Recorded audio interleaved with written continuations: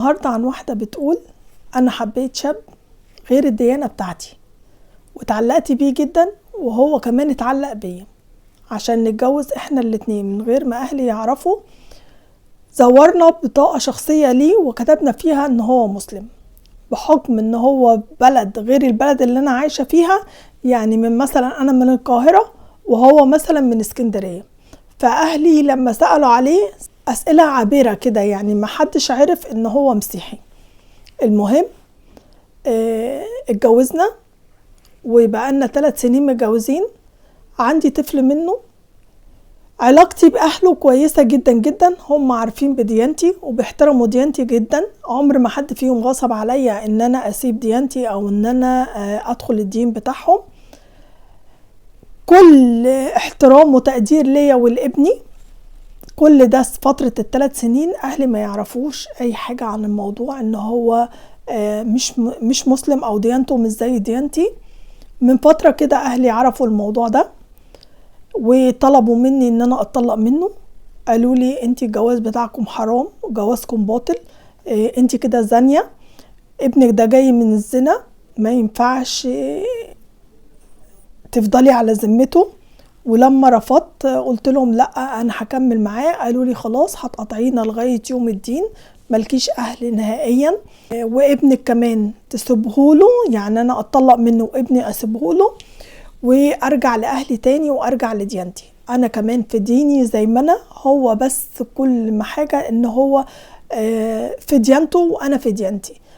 بحاول ان انا اقنع فيه ان هو يدخل دين الاسلام، لكن هو بيقول لي سيبيها على ربنا وادعي لي ان ربنا يهديني، وان انا استني شوية، يعني ان انا تيجي الهداية من عند ربنا وممكن اسلم، لكن مش اكيد ان هو هيخش دين الاسلام. انا مش شايفة اي مشكلة في اللي اهلي بيقولوه. انا مش حاسة ان انا زانية. ابني جاي مكتوب في البطاقة بتاعة شهادة الميلاد ان مامته مسلمة، بس الاب هو اللي من ديانة تانية.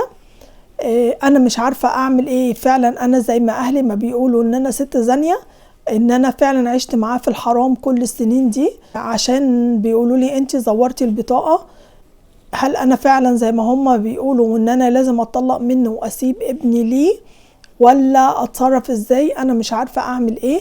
اول حاجة انتي كنت عايزة تروحي دار الافتاء تسألي فيها انتي تعملي ايه. اولا جوازك باطل باطل باطل، لان انتي اساسا مزورة، يعني انتي مزورة في اوراق رسمية، انتي مزورة بطاقة. ازاي هتعيشي كده باقي حياتك وهو ازاي يسمح بحاجة زي دي؟ خلاص والشباب المسلمين كلهم عدموا، يعني ده من قلتهم. كنت من البداية يا انتي هو مفكر ان انتي هتخشي الدين بتاعه، وانتي كنت مفكرة او الحب عميكي ان انتي مفكرة ان الحياة هتبقى وردي وعادي ومفيش مشاكل انك تجيبي منه ولاد. لا، هنا الراجل المسلم ممكن يتجوز من اي ديانة تانية، لان الولاد بتنتسب ليه هو بديانته هو، لكن انتي كده الولاد هينتسبوا لديانته هو مش ديانتك انتي. فانتي من البداية زورتي في اوراق رسمية ودخلتي في سكة غلط وممكن تتسجني عليها. جوازك زنا، جوازك حرام، لان جوازك باطل من الاول، وانتي ما بني على باطل فهو باطل من الاساس. اساسا مزورة بطاقة الجواز دي اساسا جريمة تانية في اوراق رسمية مع سبق الاصرار والترصد. جنحة في حق القانون، وجنحة جناية في حق نفسك، وجناية في حق ابنك، وجناية في حق الشرع اساسا، وجناية في حق القانون.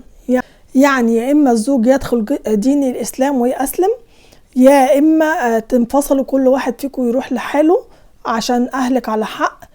ده اذا كنت معترفة ان ليكي اهل من الاساس. ما بني على باطل فهو باطل. الحلال بين والحرام بين، يعني الاسلام كان واضح من الاول، وما ينفعش ان انت تدخلي تتجوزي واحد من ديانة تانية. للراجل ينفع لكن للست ما ينفعش، ولازم تروحي دار الافتاء وتعرفي الصح فين. هو مش محتاجة ان انت تروحي، لان الصح بين والحلال بين والحرام بين. فما بني على باطل فهو باطل من الاساس. انت من الاساس مزورة ومش معترفة ان انت ليكي اهل. انا عايزة افهم اهلك دول ما بعتوش حد سأل عليه في شغله؟ ما بعتوش حد سأل عليه في المكان اللي هو ساكن فيه، مبعتوش حد سأل في المنطقة، في اي حتة هو بيروحها بيقعد فيها. ازاي يعني ما حسوش بحاجة زي دي، ان هو ديانة غير الديانة بتاعتك، او ان هو حاجة تلفت النظر ان ديانته غير ديانتك؟ ازاي ما فكروش ان هم يسألوا عليه من البداية؟ انتي فعلا زي ما اهلك ما بيقولوا لك، اهلك صح، انتي جوازك باطل، انتي الولد ده روحي اسألي في دار الافتاء هيبقى مصيره ايه، هينتسب لأنهي ديانة. بس على ما أظن إن هو هينتسب لديانة باباه، غير لو باباه أسلم ودخل الدين الإسلام. دي قصتنا وحكايتنا النهاردة. قولوا لها اللي هي عاملاه ده صح ولا غلط، الطريق اللي هي ماشية فيه. قولوا لها جوازها زنا وباطل ولا لأ. هي مش عارفة، مش عايزة تسيبه، مش عايزة تعترف بالكلام أهلها. أهلها بيقولوا لها أنت من سكة وإحنا من سكة، هل تكمل في الجوازة ولا تنفصل عنه، ولا أهلها بقى يخلصوا منها ويبلغوا عنها البوليس إن هي زورت في أوراق رسمية. دي قصتنا وحكايتنا النهاردة. لايك وشير للفيديو وأحلى تعليق على القصة من عندكم. سلام عليكم.